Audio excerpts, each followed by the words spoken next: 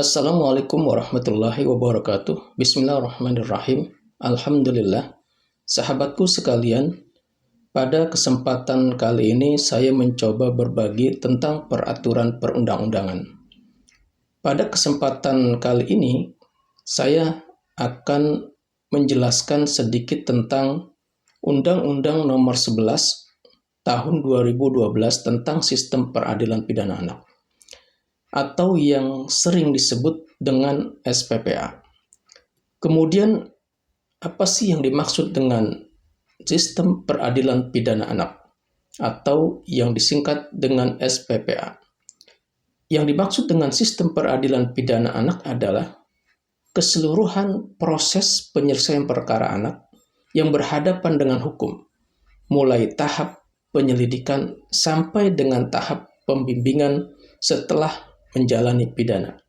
Jadi pengertian dari sistem peradilan pidana anak adalah keseluruhan proses penyelesaian perkara anak yang berhadapan dengan hukum, mulai tahap penyelidikan sampai dengan tahap pembimbingan setelah menjalani pidana. Dari pengertian tersebut dikatakan anak yang berhadapan dengan hukum. Kemudian siapa yang dikatakan sebagai anak yang berhadapan dengan hukum? Anak yang berhadapan dengan hukum adalah anak yang berkonflik dengan hukum, anak yang menjadi korban tindak pidana, dan anak yang menjadi sanksi tindak pidana.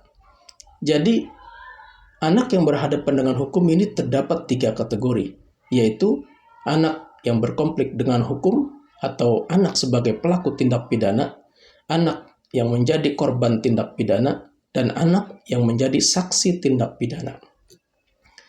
Kemudian, apa yang dimaksud dengan anak yang berkonflik dengan hukum?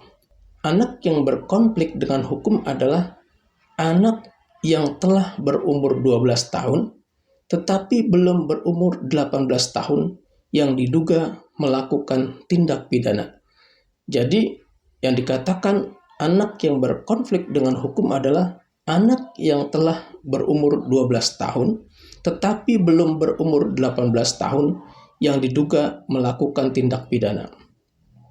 Kemudian, apa saja sih yang diatur dalam Undang-Undang Nomor 11 Tahun 2012 tentang Sistem Peradilan Pidana Anak ini? Jadi, substansi dari Undang-Undang Nomor 11 Tahun 2012 tentang Sistem Peradilan Pidana Anak ini yaitu pertama, mengatur mengenai keadilan restoratif, kemudian mengatur mengenai diversi, kemudian juga mengatur penempatan anak yang menjalani proses peradilan, dan juga mengatur tentang hak-hak anak, dan lain-lain. Dari substansi undang-undang tersebut mengatur tentang keadilan restoratif. Apa sih yang dimaksud dengan keadilan restoratif?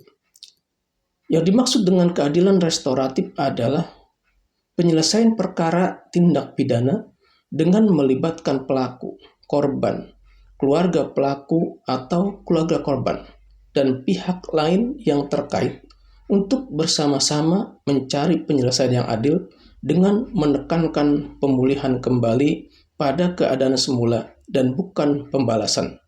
Jadi, ketika ada anak yang berkonflik dengan hukum, anak sebagai pelaku tindak pidana, maka penyelesaian pendekatannya menggunakan keadilan restoratif, yaitu penyelesaian perkara tindak pidana dengan melibatkan pelaku, korban, keluarga pelaku atau keluarga korban, dan pihak lain yang terkait untuk bersama-sama mencari penyelesaian yang adil dengan menekankan pemulihan kembali pada keadaan semula dan bukan pembalasan.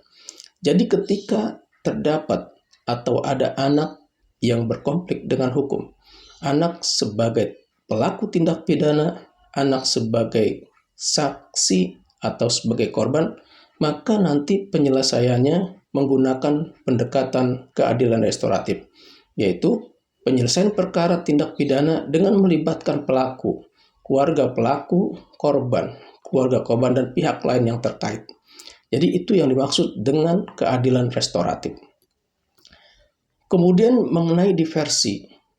Apa sih yang dimaksud dengan diversi?